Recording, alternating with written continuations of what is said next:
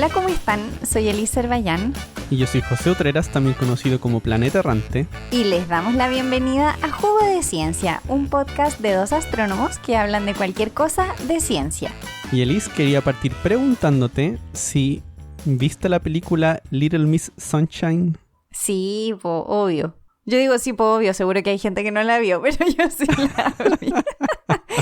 Sí, yo no la vi cuando salí, la vi años después. ¿En serio? No, Sí. yo creo que la vi, yo no sé, no recuerdo haberla ido a ver al cine, pero probablemente piratea por internet, por torrent. Lo que más recuerdo de esa película ahora es un personaje que era el más joven, bueno, que era el chico de la película. En una parte- Uno como alto, flacucho, Sí, que se veía En como unas- medio sucio. ¿Para qué estamos con y que no hablaba. Sí. Y en un momento le hacen un test de daltonismo, Ah, no, esa parte no me acuerdo. porque él quería ser piloto. Así que le estaban haciendo varias preguntas para ver si es que pasaba. Ah, Y cuando llegan al test de daltonismo, ahí se da cuenta que es daltónico, de que hay colores que no puede ver, que no puede diferenciar. Y José les acaba de contar toda la película. No, No se preocupen, igual pueden ver la película. Yo no me acordaba de esa parte. es súper dramática, muy dramática. Pucha, no me marcó nada. Va a haber que volver a ver la película, porque parece que no memoricé las partes emotivas suficiente. Pero bueno, si se dieron cuenta, el tema del que vamos a hablar es justamente de eso, de percibir colores, del daltonismo. Claro, las personas que tienen problemas para percibir colores, los perciben diferentes o no los perciben.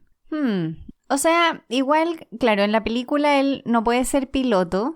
No sé exactamente por qué una persona no puede ser piloto por ser daltónico o daltónica. Alguna razón habrá, pero no se me ocurre así a priori. ¿Qué tendrán? ¿Qué será lo que no son capaces de ver que les impide pilotear un avión? Mira, interesante. No me lo había Sí. preguntado. Sí, tampoco lo sé, tampoco estoy seguro por qué no se puede. Bueno, quizá deberíamos partir diciendo que son los colores. Ya, partamos diciendo que son los colores. Sí, porque yo pienso colores y me imagino como la caja de lápices de colores. O el arco iris. Esas son las dos cosas que yo me imagino como cuando pienso en colores, en realidad. Cuando nosotros utilizamos el término colores en forma no científica, quizá, o quizá no astronómica, por decirlo de alguna manera, hablamos de las partes del espectro electromagnético que podemos percibir con nuestros ojos. ¡Chan! Espectro electromagnético. Así, de una, ¡pam! Espectro electromagnético. Así ahora tú puedes contar qué es el espectro electromagnético. Ya, ok. Esto es algo que descubrimos con Newton cuando hizo pasar la luz del sol por un prisma. Y al hacerlo pasar por un prisma pudo dividir la luz blanca del sol en diferentes colores, que son los colores que podemos ver, ¿ya? Claro. Y ese es el espectro visible, porque esa luz blanca está compuesta de varias luces de estos varios colores y otros más que son los no visibles. Ujú. Hemos dicho en otros episodios que la luz es una onda. Bueno, y una partícula. Ya, pero volviendo a la onda. En el fondo son ondas que viajan por el espacio y cada una de esas ondas tiene características distintas. Y eso es lo que les entrega de alguna forma colores diferentes. Ujú.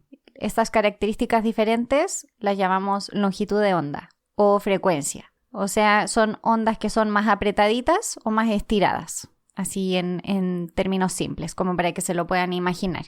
Y eso genera que sean colores diferentes. Hay muchos tipos de ondas y nosotros podemos ver un pedacito bien chiquitito. Cuando el José dice luz Sí. visible, es un pedacito muy, muy pequeño, muy específico, que tiene que ver con el planeta donde vivimos, nuestra atmósfera, nuestros detectores, que son los ojos, y nos permite ver ese pedacito, que son los colores del arco iris, básicamente. Sí, es bastante chico el el espectro visible, bien pequeño comparado con todo el resto del tipo de luz. A veces igual le digo luz, aunque uno no la vea, pero Yo el igual resto hasta de la les luz digo que colores. existe. Sí.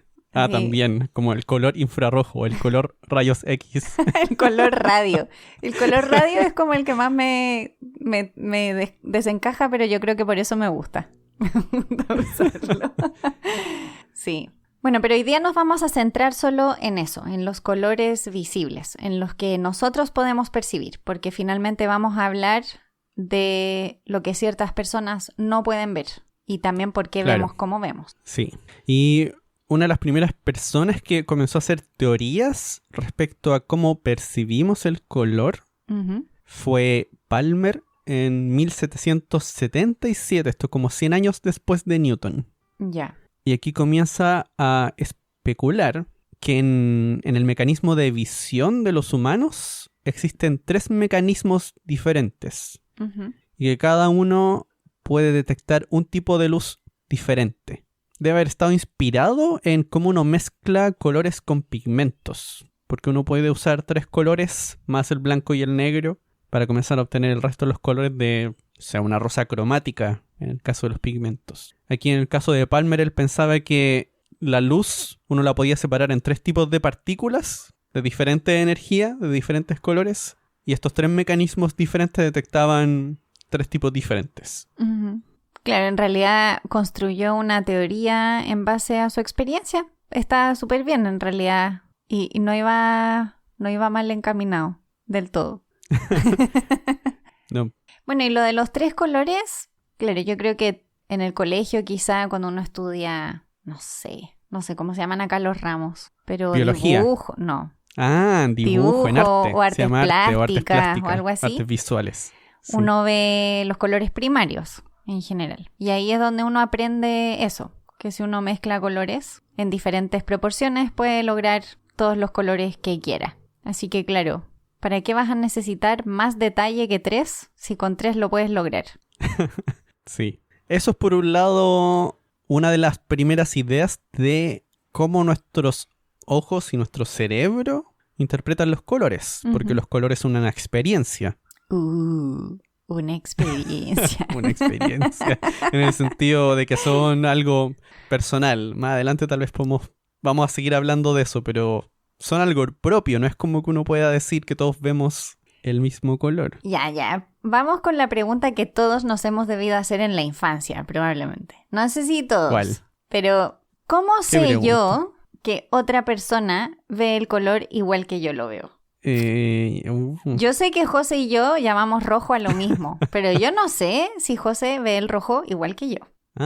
Cierto. Claro, porque si uno diera vuelta a todo, si uno cambiara, por ejemplo, el rojo con el verde, no nos daríamos cuenta. Sería imposible darse cuenta. Es personal. José dijo, es personal. Sí, aunque hay uno sospecha que tiene que haber algunas similitudes. Claro, sí, deberían. Estamos cableados parecidos. Debería ser más o menos igual. Pero sería curioso que fuese diferente. ¿Cómo sería un experimento para saber eso? No lo sé. No sé si se puede. No sé. Podemos luego buscar bibliografía para ver qué hay sobre este tema en particular. Debe haber. Tal vez, sí. Ya, pero ¿quién fue la primera persona que, más allá de hablar de colores, comenzó a investigar el daltonismo? A ver, daltonismo. Pero ¿saben qué? Yo me estoy burlando de mí misma porque yo estaba como haciendo los apuntes para hoy y no se me había pasado por la mente que daltonismo era venía de John de Dalton. Como que, no sé, es una palabra como tan interiorizada que ni me lo había parado a pensar. Y cuando lo vi, lo encontré tan obvio. Fue como, obvio. John Dalton. Sí. Bueno, hay algunas historias que no sé si son ciertas sobre John Dalton confundiendo colores. Como por ejemplo, que en un momento quiso usar medias negras. En ese tiempo usaban medias grandes. Y estaba usando unas escarlata en lugar de negras. ¿Eso es rojo? ¿Es como un nombre muy fancy para rojo? Sí, un rojo bien intenso, un poquito bordeo, si me lo imagino. Tal vez como rojo sangre, no sé. Y no sé si eso será verdad, pero él sí cuenta que se comenzó a dar cuenta de que algunos colores a la luz del día y a la luz de una vela se veían muy, muy diferentes, como que no tenían ninguna relación entre uno y otro. Algunas flores, por ejemplo. O sea, se veían diferentes, o él los veía diferentes cuando recibían luz blanca que cuando recibían como luz amarillenta. Claro.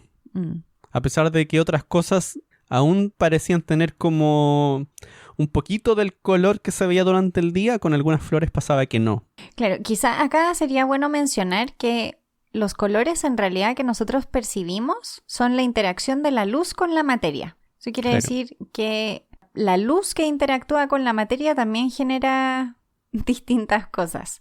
Y es por eso que en la oscuridad no vemos colores, vemos escalas de grises, porque como no hay luz, no hay color que se genere. Así que de ahí viene esta posible diferencia que veía Dalton, porque eran distintos tipos de luz interactuando con lo mismo. Claro. Y lo otro que se dio cuenta es que la otra persona que él conocía que veía lo mismo que él era su hermano. Y de aquí nace esta idea de que seguramente aquí hay algo tal vez congénito que ambos tienen en sus ojos. Y que ambos tienen una deficiencia en observar algunos colores. Bueno, y de hecho le debemos a Dalton la primera caracterización del daltonismo formal, de qué es lo que veían y no veían. Y finalmente encontró unas 20 personas que tenían problemas similares, de los cuales todos eran hombres. Y solo uno de ellos, sus padres o sus hijos, también tenían esta dificultad. Los otros, sus padres y sus hijos veían los colores en forma común. Ah, ok. Ya había un solo caso ahí de que había heredado directamente. Claro, aparentemente. Que era evidente. Claro. Bueno, ese es otro tema también, porque a lo mejor los otros sí tenían algo, pero no era tan evidente como... Sí. Y bueno, una de las cosas que supone John Dalton es que el defecto en cómo percibía el color se debía a algo en los ojos. Porque durante el momento en que estaba experimentando se da cuenta que algunas cosas las veía de este otro color, como del color que percibía con diferentes luces, cuando usaba un filtro de cierto color. Y eso cambia la manera en que percibía los colores. Entonces pensó, si estoy usando un filtro, por ejemplo, azul, como un vidrio azul, y ahora los colores se ven diferentes, tal vez eso mismo pasa en el ojo. Que en este caso el humor en vitrio, ahí adentro del ojo, tenía una pigmentación que cambiaba el color de las cosas. O sea, ya para empezar, imaginarse que uno tiene algo dentro del ojo. O sea, bueno, yo creo que todos sabemos que tenemos algo dentro del ojo, pero no sé, como que me cuesta imaginarme que hay como una especie de fluido que es el que sostiene la forma del ojo. Una bombita de agua. Que los ojos me dan como nervio un poco. Sí. Pero además de eso, imaginarte que dentro está coloreado. No sé por qué me acordé de la gente que se hace esos tatuajes como... No se hacen tatuajes, se hacen cambio de color del iris con... Pero nada que ver con el daltonismo. Pero no sé por qué me acordé de eso.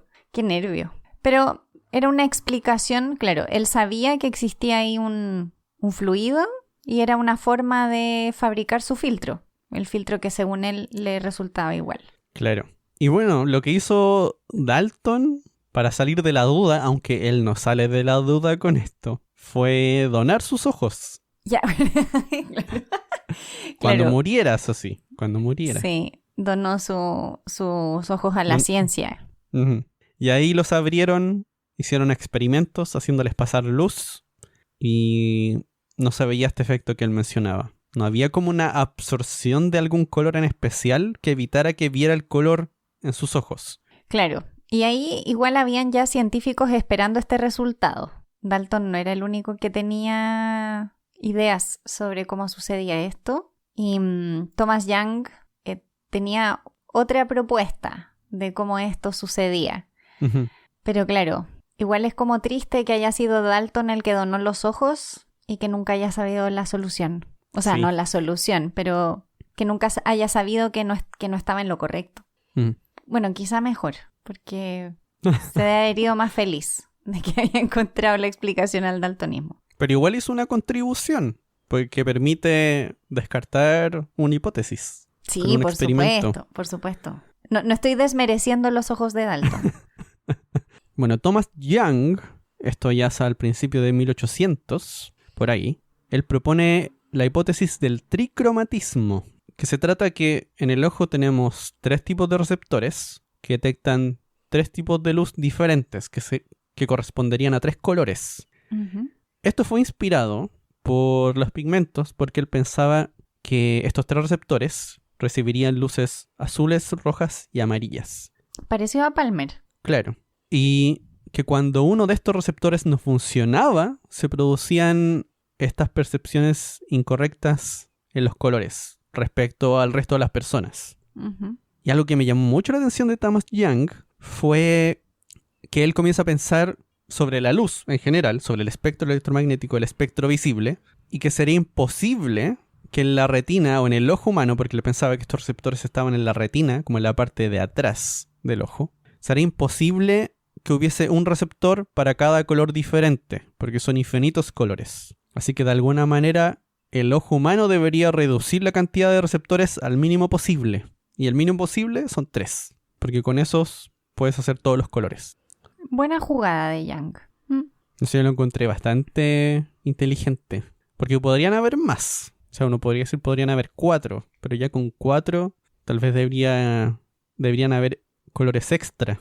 Claro, o sea, para ver los colores del arco iris estás bien con 3. Ujú. O sea, y eso es lo que los pigmentos nos muestran, ¿no? Que con colores primarios puedes armar todos los Sí. colores. Y bueno, ya unos años más tarde, también comienzan a aparecer... No, después lo menciono.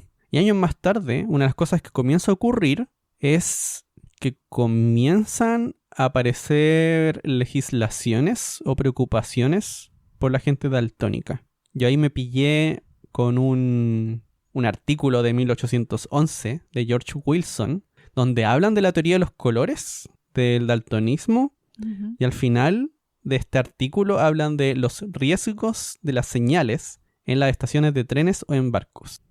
Y habla también de sospechas de algunos accidentes atribuidos a personas que tenían daltonismo. Aunque en ninguna parte encontré que efectivamente tuviesen daltonismo. Claro, al final cuando diseñas señaléticas con colores que pueden ser confundidos por personas daltónicas, pueden haber problemas. Pero da la sensación que era más bien como culpabilizarlos sin realmente tener Sí. como muchas pruebas de que ese era el problema. Y si ese era el problema, cambia los colores por figuras, por ejemplo, no sé. Sí, bueno, también mencionaba algunas de esas cosas. En algunos de estos artículos se menciona eso de tratar de cambiar las señales para que las puedan usar todos. Ujú. Pero parece que ganó más el miedo que tratar de hacer algo para todo el mundo. De hecho, en el juego Alhambra, nada que ver tampoco, perdón, hoy me estoy yendo mucho por las ramas, pero en el juego Alhambra, Un juego de mesa. un juego de mesa, hay colores y también hay figuras. O sea, si tú no puedes identificar los colores, igual puedes jugar. Tienen doble indicación. Vaya, vaya. Sí. Bueno, también en ese artículo ahí ya comenzaban a hacer como censos de más personas. De hecho, aquí hacen un censo en Edimburgo como de 1100 personas y encontraban que una cada 55 tenían alguna deficiencia en cómo percibían los colores. Hombres. Ahí vamos a referirnos a eso más adelante. Hombres, Sí. siguen apareciendo, hombres. Por lo general, hombres. Ya en el 1850 aquí comienza a cambiar el tricromatismo. O sea, siguen siendo 3 colores, pero ya pasamos del rojo, amarillo, azul al rojo, verde, azul. Porque a partir del experimento con luces de colores, se dan cuenta que esos son los colores primarios en luz, que Ujú. son los que se usan en las pantallas. Pero el famoso RGB. Sí. Tú, cuando chica, tal vez esto te iba a haber preguntado al principio. ¿Tú cuando chica acercabas la cara al televisor para ver las franjitas de colores? No. ¿No? ¿En serio? Oh, yo No. pensaba que todo el mundo hacía eso. No. Porque si uno se ponía como al lado de la tele, yo me acuerdo que me decían que iba a quedar ciego o me iba a hacer mal a la vista. Bueno, uso lentes, tal vez fue por eso. Pero me acuerdo que hacía eso porque cuando uno pegaba la vista a la pantalla, uno notaba que todas las cosas que uno veía como colores en realidad eran 3 franjitas, una roja, una verde y una azul. Ujú. Y que eso formaba los colores. No, José, yo no hacía eso. Yo no tengo lentes, por si acaso. Ah, mira, hay una correlación, 100%. Claro. Lo que quiere decir que es por eso. La peor ciencia del mundo. No nos hagan caso, ¿eh? No. No se pueden llegar a conclusiones de esa manera, por si acaso. No. No, pero no hacía eso. Pero claro, efectivamente, incluso las pantallas modernas también tienen sistema como de triple ampolleta Ujú. o algo similar, que son en el fondo o 3 ampolletas o 3 haces de luz o 3 que combinados generan los colores. Y uno se le olvida eso, ¿eh? Porque es tan pro ahora los sistemas, es todo tan pequeñito, los tamaños de los píxeles, que a uno se le olvida que se producen las cosas así. Ujú. Con Y 3 las cámaras colores. también. También. Toman 3 fotos. Y los proyectores, por eso también a veces uno va a proyectar y se ve todo rojo. O ya no se ve el rojo. Es como se ve todo verde y azul y no se ve el rojo. Uno tiene un gráfico con rojo y se ve transparente. Cierto. Es horrible. Tienes toda la razón. Cuando se ven mal los gráficos de colores. Sí. Sí. Bueno, ahí siguiendo con la historia, después es James Clerk Maxwell. De las ecuaciones de Maxwell. Las ecuaciones de Maxwell. Del electromagnetismo, que se me olvida. Hay que recordar la luz José, es una onda electromagnética. ¿Cómo se te puede olvidar? O sea, son esas cosas que yo siento que tenemos grabadas a fuego. Es que me acuerdo de la ecuación, se me olvida el apellido. Y una de las cosas que él hacía, que yo lo encontré muy genial, era que en un disco, sí era un disco de madera, pegaba un color al medio y alrededor de ese color pegaba como segmentos de colores, que eran violeta, rojo y verde. Y hacía girar después el disco. Entonces, la visión, como no está viendo constantemente, sino que es como que cada cierto tiempo ve y eso lo va como promediando, al final ve un color uniforme. Porque eso significa que la rueda gira tan rápido que en una parte del ojo alcanza a recibir los 3 colores. Pero cambia cuánto verde y cuánto rojo y cuánto azul pone alrededor. Tal que cuando hace girar el disco, el ojo vea un color... La idea es que vea un color similar al que está al medio. Claro, como combinar, para combinarlos. Claro, y así comienza a calcular cuánto color de cada uno se necesita para crear otro color. Y comienza a escribir esto ya en ecuaciones. O sea, da una manera más formal de poder decir este color está definido por estos 3 números. Que sería cuánto rojo, cuánto azul, cuánto verde. Cuando eras chico, José, y jugabas al trompo, Ujú. ¿pintabas el trompo? No. No, nosotros pintábamos el trompo y porque pasa eso, cuando gira se ven cosas que cuando está quieto no se ve, porque cuando lo que hacíamos era hacerlo girar y acercar como un rotulador e ir haciéndoles líneas o dibujos, y cuando tú parabas el trompo se veía horrible, porque se veía como todo súper irregular y todo, pero cuando giraba se veían colores súper lindos. Wow. Estábamos haciendo el experimento de Maxwell y no lo sabíamos. No, nunca tan pro. Pero por ahí va. Sí. Sí. Bueno, y esto es muy random en realidad, porque encontré un artículo de alguien que se llamaba Charles Manby, en donde explicaba punto por punto cómo veía los colores. Como por ejemplo, desde que confundía el rojo con el negro o con el gris. ¿Cómo sabía que los confundía? Porque le preguntaba a otra persona. Claro. Ya. Y también lo que usaba para hablar de los colores, que esto yo lo encontré bien astronómico, era usar un espectro del sol. Un espectro de luz visible del sol, que estaban dibujados ya en ese tiempo. Y dice que en la parte que se llamaba rojo, él veía una sombra negra que se iba transformando lentamente en amarillo. Y que la parte más brillante que él veía después de esta como sombra negra era lo que nosotros llamamos amarillo. Entonces él decía, yo veo amarillo. Y luego el amarillo se convierte en blanco y luego se convierte en azul. Según lo que nosotros, las personas que ven 3 colores, llaman azul. Que vemos 3 colores bien definidos y separados. Claro. Llaman azul. O sea que una persona daltónica potencialmente no puede hacer el experimento de Herschel. Oh, ¿puedes recordar cuál era ese experimento? El experimento de Herschel es un experimento para detectar la luz más allá de la luz visible. Herschel tenía esta hipótesis de que había luz más allá, luz invisible para nuestros ojos. Y se le ocurrió hacer un experimento con un prisma también, donde hacía pasar luz del sol a través de un prisma se descomponía en un arco iris y colocaba termómetros en los diferentes colores. Y el último termómetro lo ponía en el color rojo y luego ponía otro termómetro más allá de donde terminaba el arco iris, o sea, más allá del color rojo.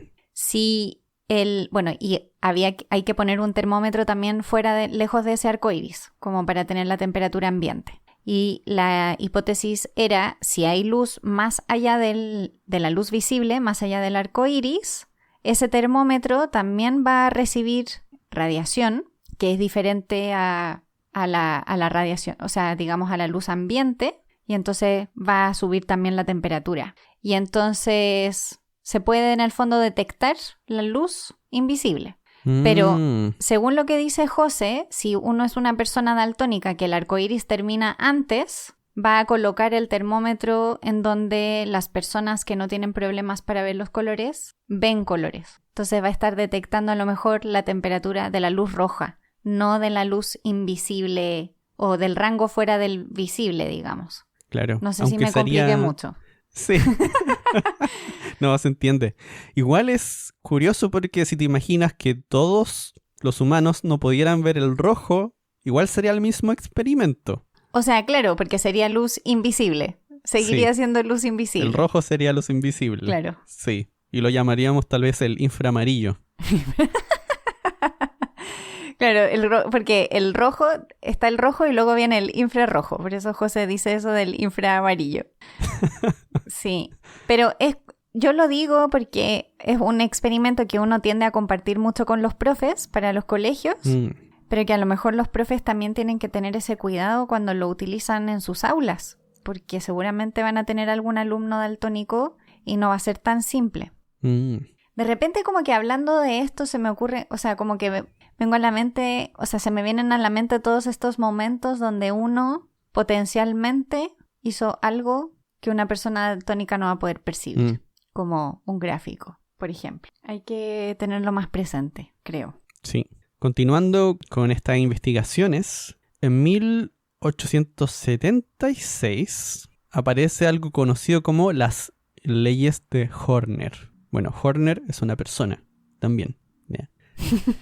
Y estas leyes de Horner tienen que ver con leyes de cómo se va traspasando el daltonismo. O sea, tratando de encontrar algunas cosas que se repiten entre la gente que presenta daltonismo en las familias. Aquí ya estamos hablando de estudios en árboles genealógicos. Claro, recordemos que Dalton y su hermano ambos tenían daltonismo. Ya habían varias referencias, o sea, había evidencia sobre el factor hereditario del daltonismo. Sí. Y bueno, algunas cosas que observó Horner fue, por ejemplo, que no encontró mujeres en estas familias que tuviesen daltonismo.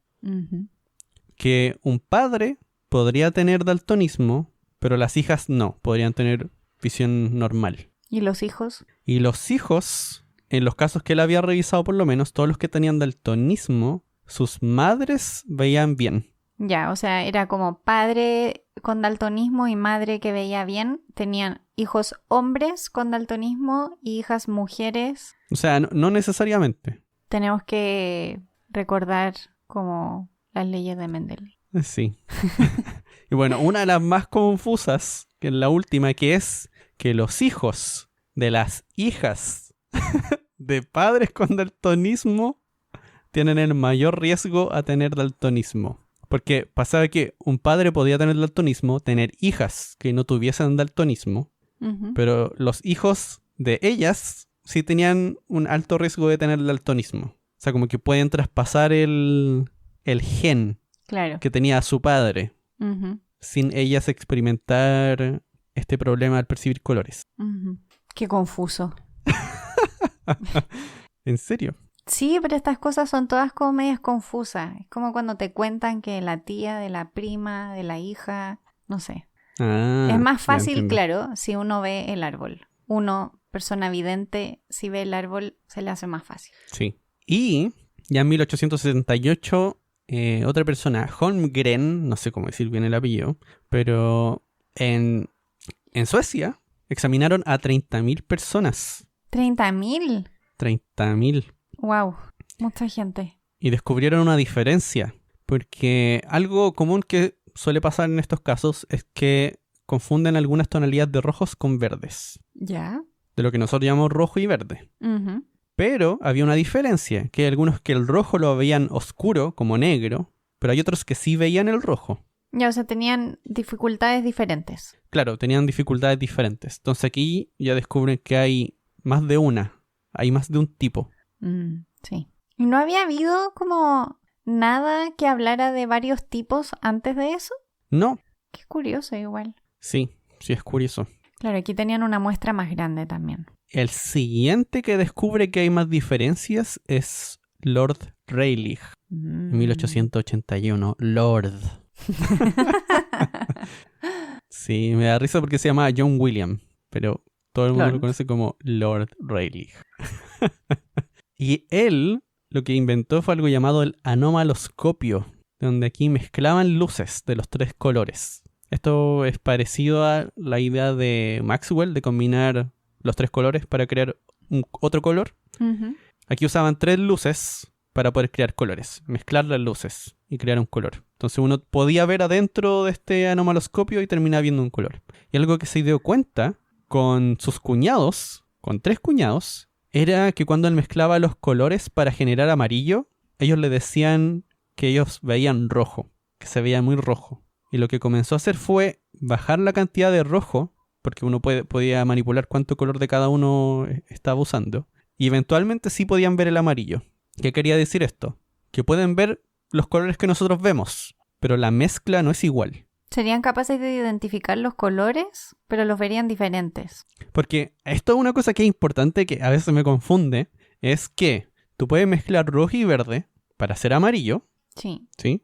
Pero también tú puedes tener la luz amarilla nomás, que sería de cierta longitud de onda, una luz, un tipo de luz específico que es amarilla, Claro. nomás. Es medio raro, me confundo un poco. Como que hay 2 maneras simples de ver amarillo, como luz amarilla o luz roja y verde. Sí, Es raro. es confuso, sí, tienes razón. Por algo tenemos el cerebro ahí metido en la ecuación. Sí, y bueno, hablando del cerebro, no sé si alguna vez has hecho este experimento de que tú ves una imagen como con unos colores súper fuertes, muy intensos, y tienes que tener la vista fija, y de repente miras para otro lado y ves como esa misma imagen pero con los colores invertidos. ¿Esto es como lo del vestido de los 2 colores? No, ¿O te No, hay refieres uno- como a mirar a un lugar en particular y luego mirar como a la nada? Y como que se Sí. quedara como residual. sí, ¿Eso? como que queda la imagen Sí. cuando miras para otra parte. Ujú. Claro.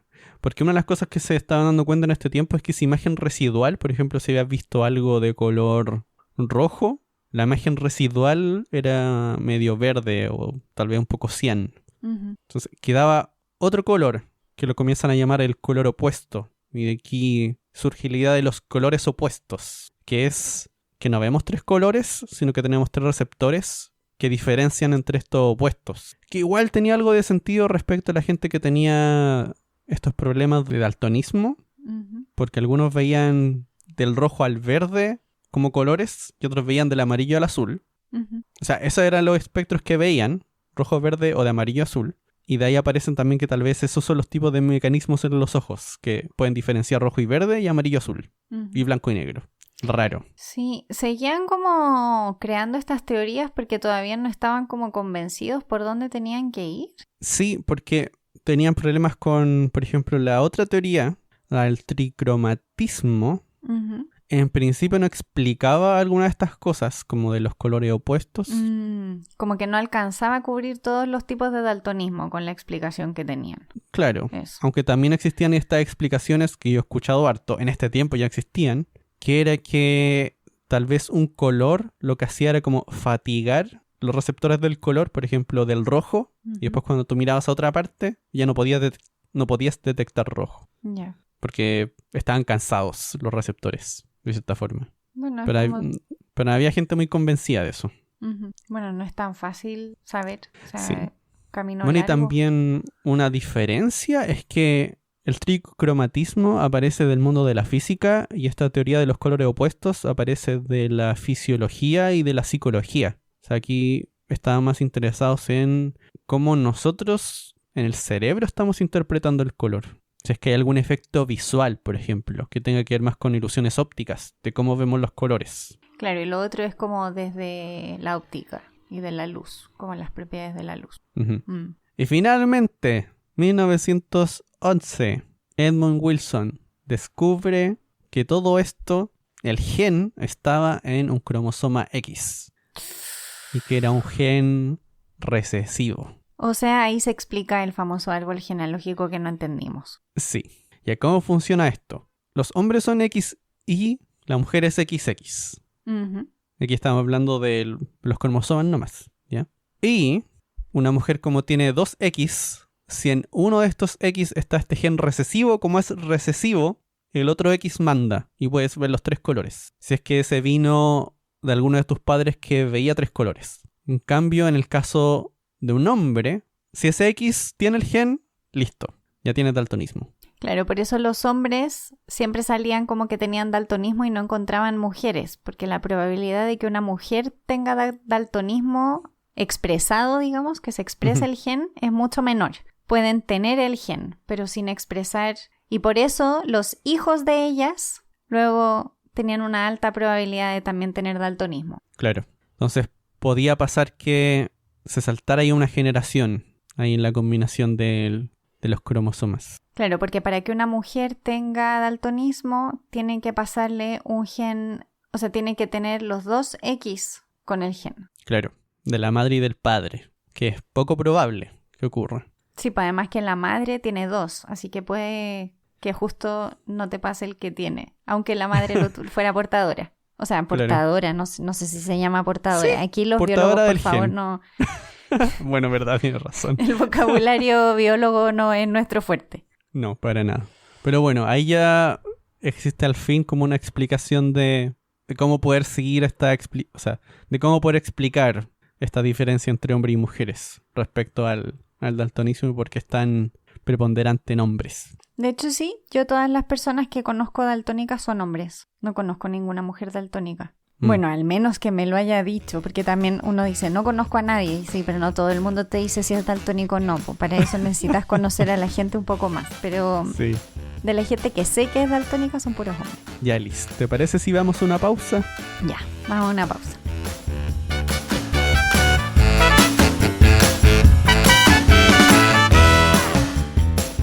¿Sabías que en la isla de Pingela un 10% de la población ve en blanco y negro? La historia cuenta que en 1775, luego de un tifón, solo 20 personas sobrevivieron, entre ellos el rey, que se cree que tenía esta condición genética. Producto de la poca diversidad genética, actualmente un 30% de la población porta este gen.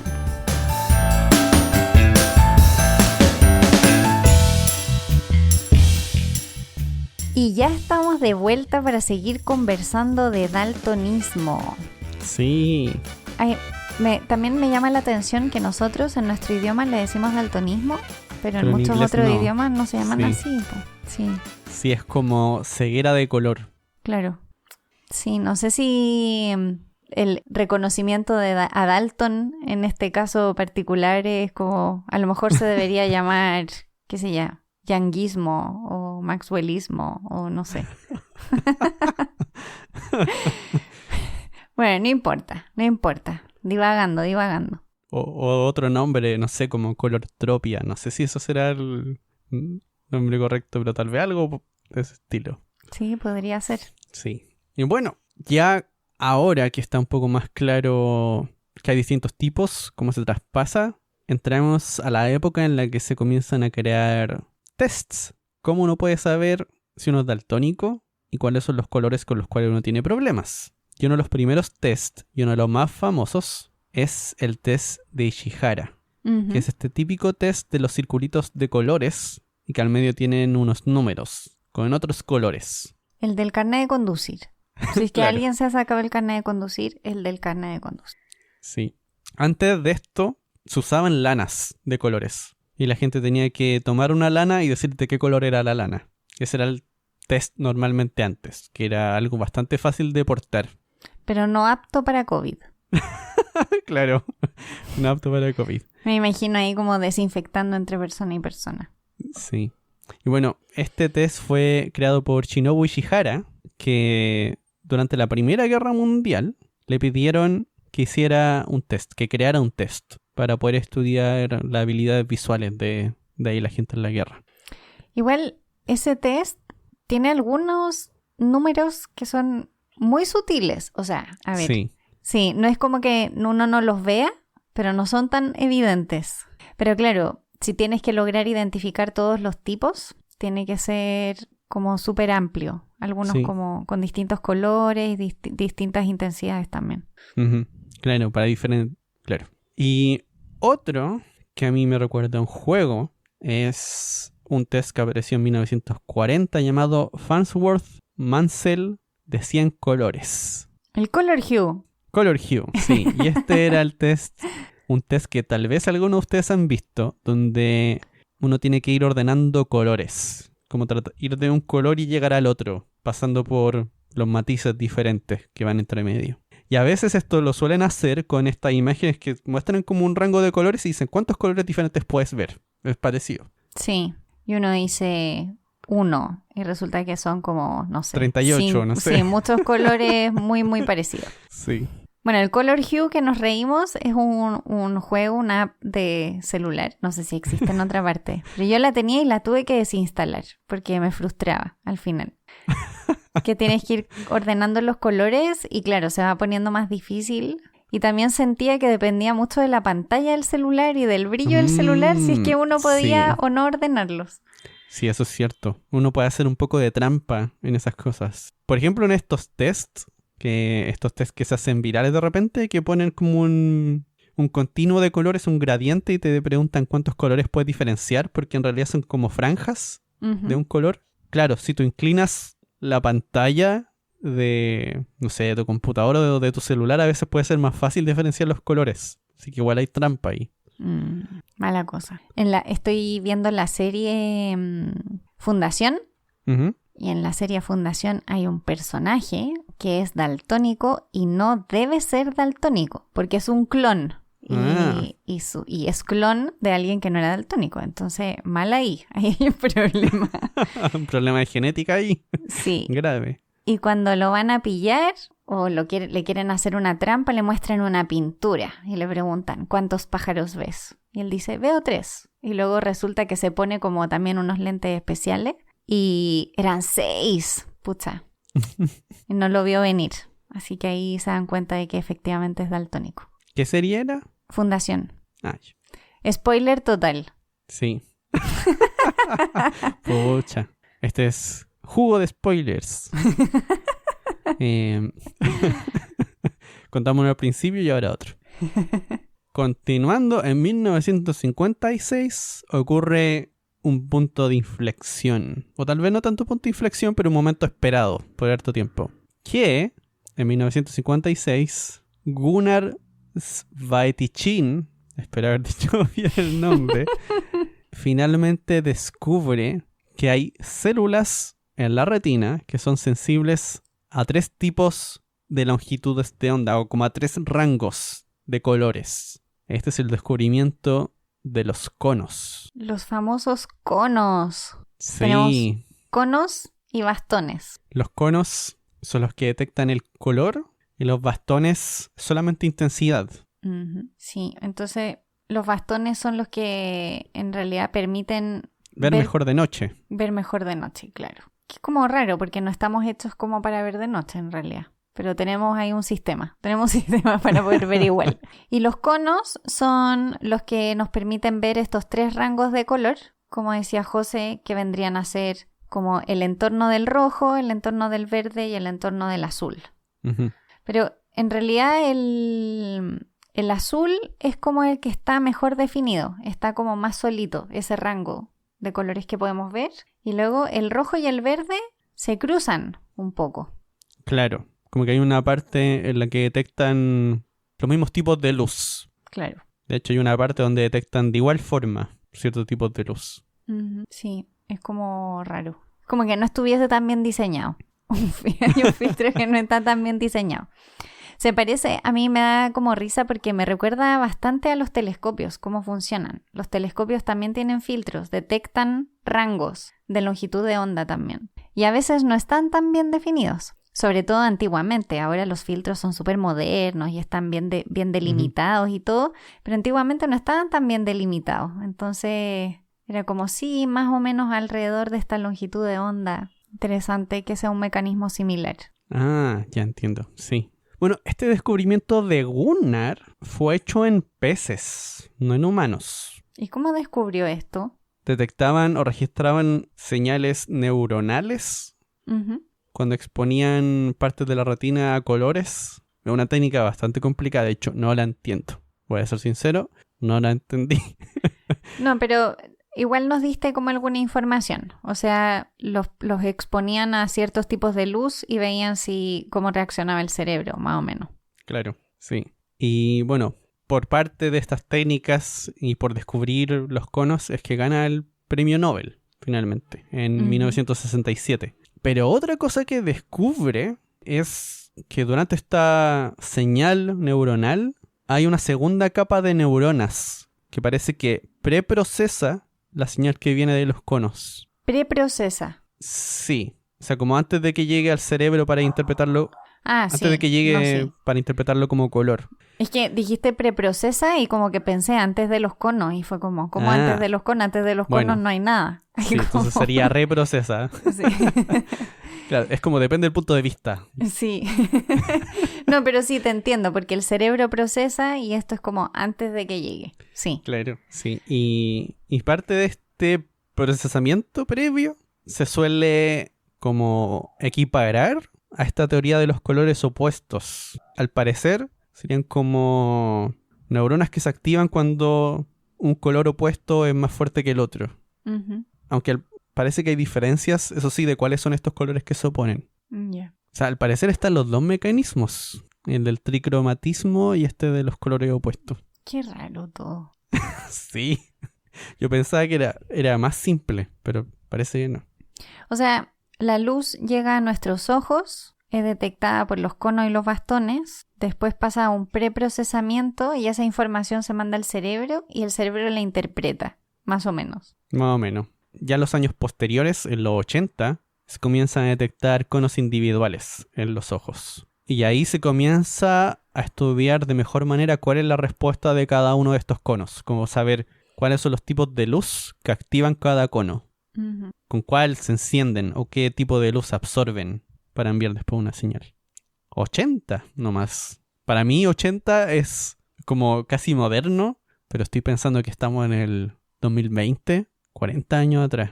Me estás tirando todo el viejazo, José, con tu comentario. Lo siento. Lo siento. Pido perdón.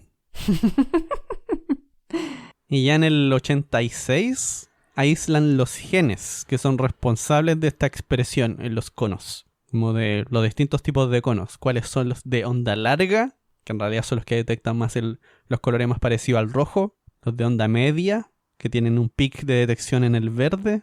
Y los de onda corta, que son estos azules, que están bien solitos, bien lejos. Y a partir de esos genes, uno puede tratar de ver si es que en fósiles esos genes existían para tratar de ver en qué momento comienza la visión en colores. Claro, de hecho ahí también lo que hacen es ver también con otro tipo de animales cómo es su visión. Y animales que son familiares nuestros, por decirlo de alguna manera. Y de hecho muchos primates de África, del continente africano, ven en 3 colores, tienen visión tricromática. Pero los primates de nuestro continente, del continente sudamericano, no tienen visión tricromática. Y existe evidencia de que es una mutación. Es una mutación que duplica de alguna forma el filtro verde. Y por eso el verde y el rojo están tan cerca. Como que no están tan bien definidos. Porque es una mutación y que parece que la ventaja genética es que te permite, si es que tú tienes un filtro rojo, detectar la fruta madura. O sea, hay una ventaja ahí evolutiva de los que tenían esta mutación. Y de ahí viene nuestra, o al menos eso se cree, de ahí viene nuestro tercer filtro. Por eso vemos en 3 colores. Uy, estaba pensando que justo había visto una charla de alguien que no podía ver los colores rojos y mencionaba justamente eso, que le costaba elegir fruta y también le costaba saber cuando algunas comidas estaban listas, como que estaban cocidas. Sí, en realidad es una ventaja no menor poder detectar mejor cuál es el alimento que tienes que consumir. Así que es súper interesante. Y ahora que ya tenemos como una idea más o menos de dónde viene todo esto, podemos definir los diferentes tipos de daltonismo. Claro, existen distintos tipos de daltonismo y además dijimos varias veces hablamos de la visión tricromática. Pero también hay personas que no ven tricromáticamente y que ven, por ejemplo, hay personas que ven acromático, o sea, no ven colores, ven solo en blanco y negro, escalas de grises. Personas que ven monocromático, o sea, ven un solo color.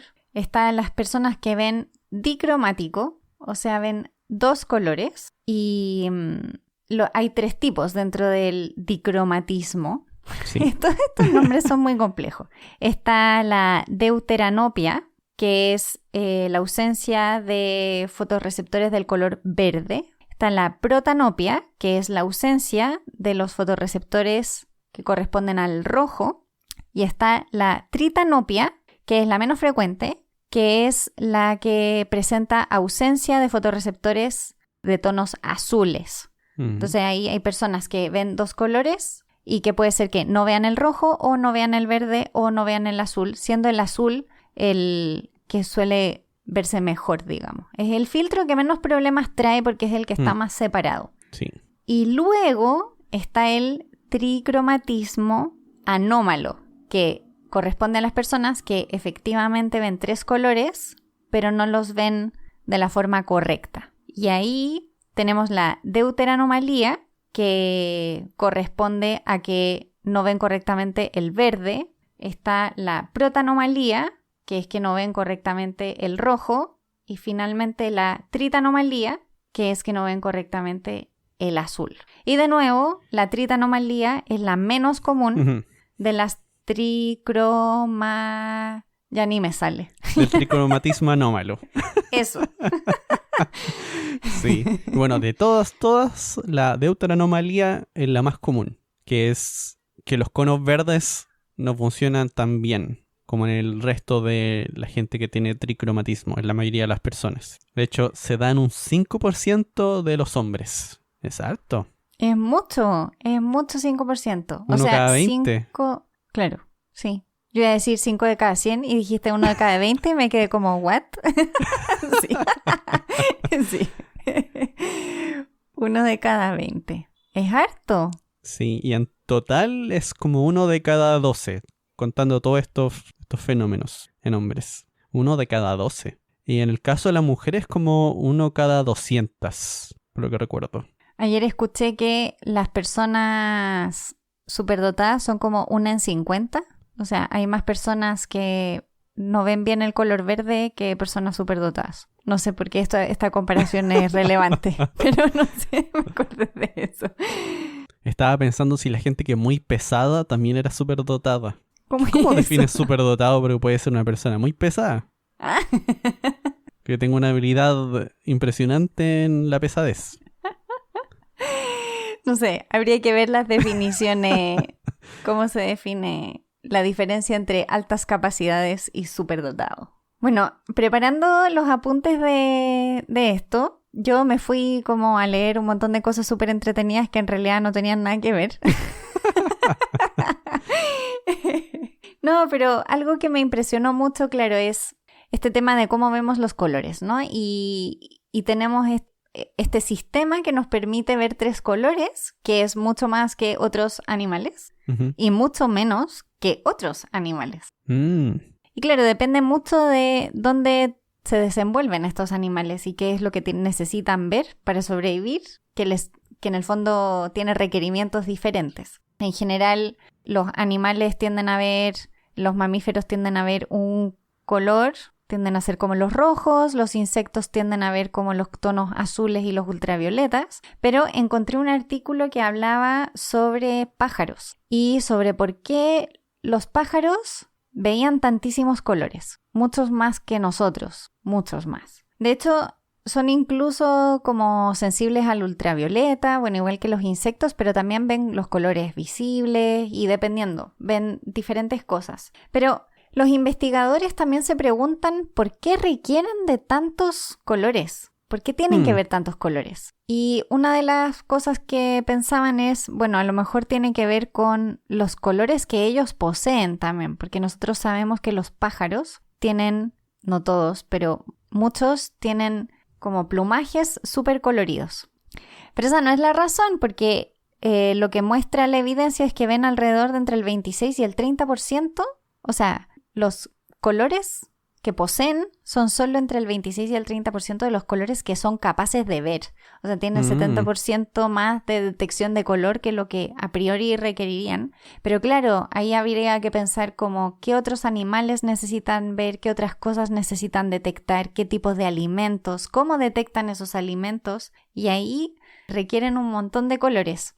Y me llamó la atención porque la investigadora a la que entrevistaban cuando vi este artículo decía que en realidad nosotros somos como daltónicos para los pájaros. Y claro, en inglés suena mejor, ¿no? Colorblind, como que no vidente en colores. Porque claro, hay tanto del espectro que no podemos ver. Sí. Y que, o sea, nuestros telescopios están diseñados para poder ver lo que nosotros no podemos ver incluso. Como que tenemos como aparatos especiales que nos permiten ver esas luces que vienen del espacio y que para nosotros son invisibles. Lo que más me llamó la atención de todo son unos animales súper, súper raros, muy raros, que se llaman estomatópodos. Que mi marido dijo, si los alienígenas dejaron algún animal en la Tierra, tienen que ser los estomatópodos, porque son más raros, son súper raros, son como una especie como de camarón. Se llaman mantis o gamba mantis.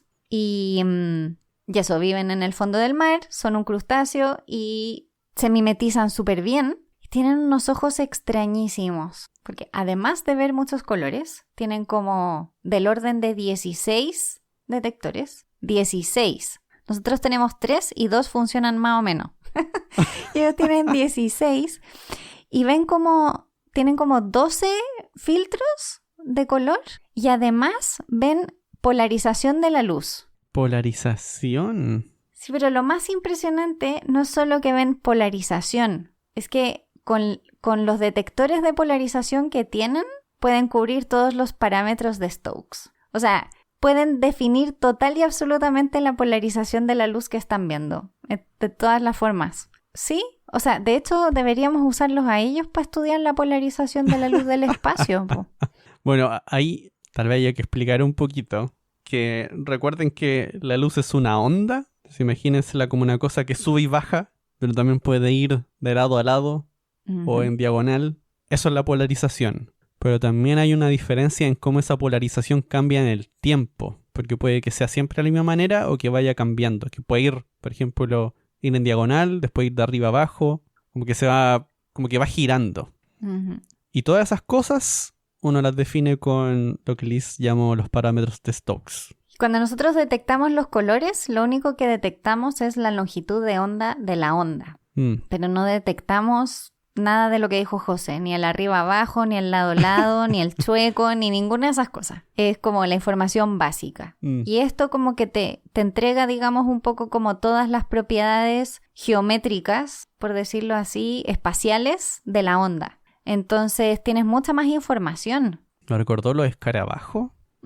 Peloteros, que también veían la polarización de la Vía Láctea. Sí, de hecho la seguían, lo dijimos en un episodio. Sí. No sé. Se guiaban con la polarización de la Vía Láctea porque tiene una dirección esa luz. Pero es que lo que yo no entiendo es por qué necesitan ver polarización. ¿No había un sistema más simple que ver polarización? Cierto, es raro. Es curioso. Bueno, y aquí dato random total porque no tiene nada que ver con esto, pero estos animales, las mantis marinas, son el animal que golpea más fuerte. Uno pensaría que un crustáceo no sería ese animal. Uno se imaginaría otro tipo de animal, no un crustáceo. Uno gigante. Sí, probablemente. Bueno, las formas de percibir la luz por animales desde la Tierra son súper variados y nuestro sistema es no muy complejo, en realidad. Sí. Bueno, pero igual hay otros que la tuvieron peor. Sí, po. Como los mamíferos que están en el mar. Sí. Hay ballenas delfines que tienen 2 detectores nomás. Y el problema fue que lo perdieron cuando pasaron a la Tierra. Porque como en la escala evolutiva estaban en el mar, pasaron a la Tierra y después se insertaron en el mar de nuevo. Las ballenas, los delfines. Y en ese viaje, ahí perdieron un cono, al parecer. ¿Cono por mar? ¿Puede ser? Puede que no sea tan mala la pérdida. Pero peces tienen 4. Ya, pues, pero no son peces, po. Sí, pero ven peor. Ese es como Sí, ven peor. El pero. No sé si José quiere hacernos sentir mejor. No sé. Bueno, y también todos estos problemas que nosotros contábamos del daltonismo, también hay iniciativas como para ayudar a las personas a que vean mejor.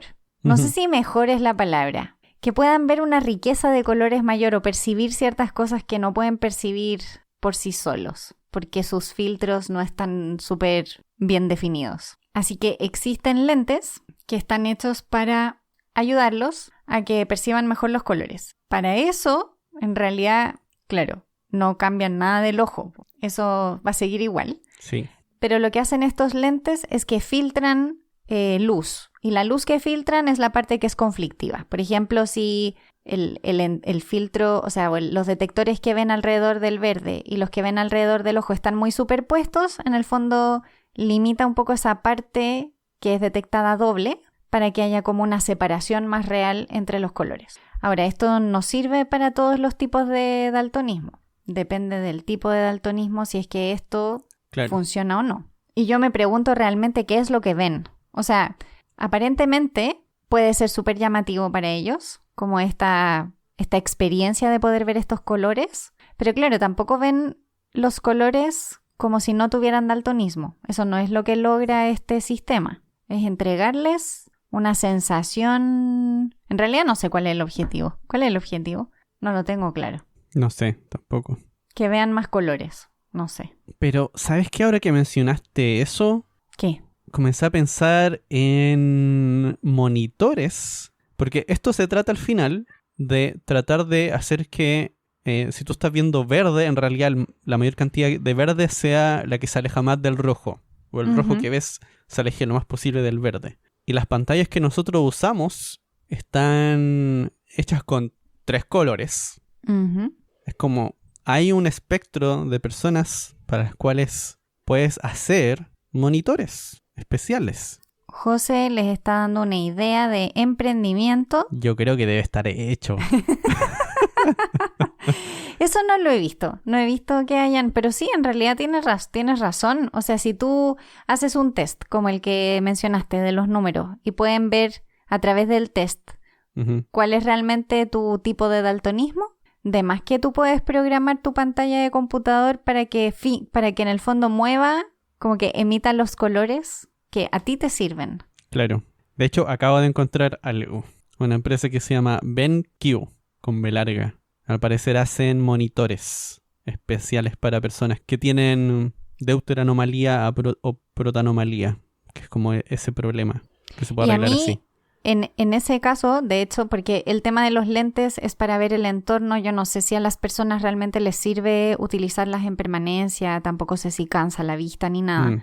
Pero, por ejemplo, si una persona trabaja en el computador y colabora con gente, o sin colaborar con gente, si en el fondo los documentos que están en internet quieres que poder siempre apreciar los colores realmente como son, la solución de la pantalla puede ser útil. Claro que, estando nosotros al otro lado de la dificultad de ver colores, también nosotros podemos hacer el esfuerzo de generar contenido y material que sea apto para personas que tienen problemas de visión. Ahora, es cierto que, como dijimos, hay un montón de tipos, pero por lo menos para el más común, por lo menos centrémonos. Y de hecho, con José nosotros el lenguaje de programación que usábamos era Python, y ahora las nuevas escalas de colores que vienen que vienen por defecto cuando tú graficas, son escalas que están diseñadas para que personas con daltonismo puedan percibir las diferencias entre los colores. Que no quiere decir que lo vayan a ver igual que uno, pero que por lo menos vean que el color A es diferente al color B, que al final eso es lo que tú quieres ver, que son distintos. Sí. Bueno, también, de hecho, había olvidado que inicialmente los colores que usaba Python era rojo, verde, azul. Sí. Bueno, todavía en algunos paquetes esos son los colores Lo más estándares. antiguo, sí. Solo que estaba recordando que antes lo que se hacía era, por ejemplo, cuando uno graficaba una línea es continua, otra está segmentada, la otra tiene puntitos, porque era todo en blanco y negro. Pero en un momento en que comenzó la impresión en colores, parece que la gente se relajó un poco. Sí. Y claro, ahora hay que recordar eso, que por favor piensen que tal vez eso lo ve alguien que no ve colores. O a veces hace la recomendación, piensen que este gráfico lo debería ver una persona también en blanco y negro.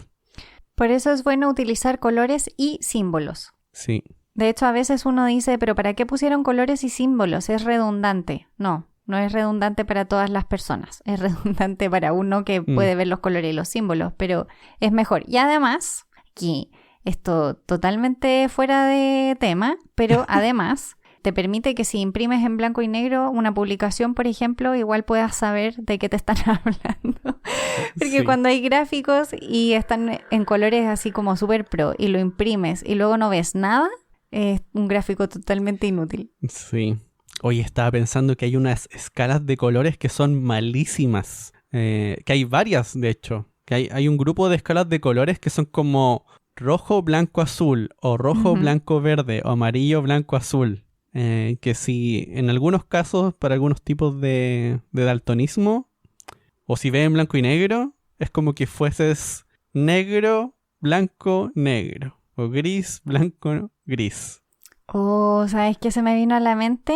Ese ¿Qué? gráfico bonito que se usa para el cambio climático, el de las barritas rojas y azules. Son rojas y azules, ¿cierto? En ese gráfico.